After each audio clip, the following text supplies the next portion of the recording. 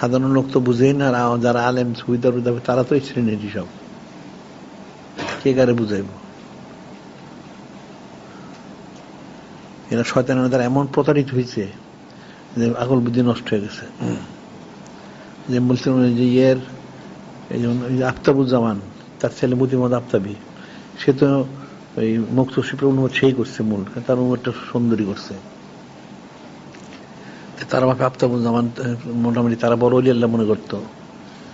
মতি মোহাম্মদ আফতাবি সেও মোটামুটি জিকির ফিকির করছে, সব তরিকায় করছে এবং অনুবাদ করছে, লিখছে। তো তার ছেলে, ওই যে একটা বড় ছেলের আবু সাইদ নাম হইল, তাদের রংপুর একটা খানকা শরীফ আছে, তো ওখানে তার সাথে আবার ওই আনিসের সাথে সম্পর্ক ছিল।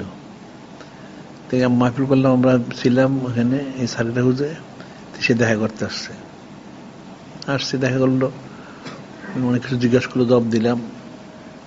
তারপর টিভি হারাম, এই ছবি টিভি হারাম আলোচনা হইলো, সে শুনলো, কোনো কথা বলে না, শুনছে, চুপ করে মাইনে টেনে গেছে। তো বাইরে গেছে, গিয়ে তার সাথে আবার গেছে তো গিয়ে বলতেছে যে সবই বললাম ভালোই হইলো, তা আপনাদের পীর সাহেব টেলিভিশন হারাম, এটা কি কইল?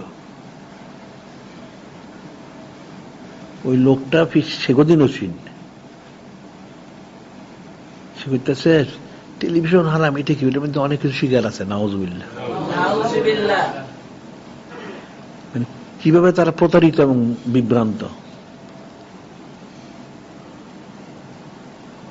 সবটাই শ্রেণীরই, সে তো সরাসরি ছেলে, বড় ছেলে। এদের জিকির ফিকির নাই, বাপে আছে ঠিকই, কিন্তু ছেলেরা করে না, যার জন্য বিভ্রান্ত হয়ে গেছে। সে নিজে গেলেই দেখে, সব তো এরকমই। এগুলি ইবলিস এদেরকে ধোঁকা দেয়, এটা প্রতারিত হয়। এই যেন যতগুলো আমাদের বলে যে বড় বড় যে সিলসিলাগুলি আছে, কোনোটা একটা তো নাই, একটাও নাই।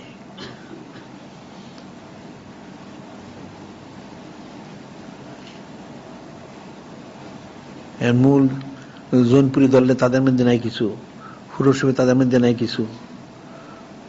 আবার এদিকে যে শর্ষিনা ছিল মুখ প্রধান খলিফা, নেসারউদ্দিন রহমতুল্লাহ পরে তার ছেলেই তো নাই।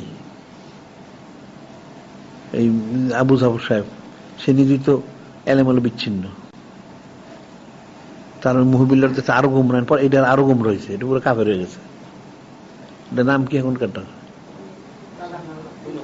হ্যাঁ হ্যাঁ, ও নেসারউদ্দিন, এটা তো পুরো কাফের। এটা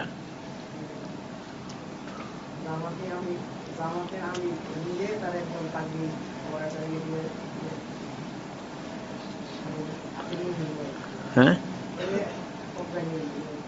এটা আগেই কবজা গেছে। ওই যে এক লোক সরবকে বেহুশ হচ্ছে, এক হুজুর বেহুশ হয়ে গেছে, হুশ নাই। আগেই তো মানে ছিলেন, সে তো আগেই তো বেহুশ, এটা তো হুশ নাই, তাকে হুশ না বসাদ, আগেই তো হুশ ছিলেন। হুশ থাকলে সরব গায়ে কেমনে? জামাতের আমির লোক তার সম্পর্ক আগেই গুমর হয়ে গেছে।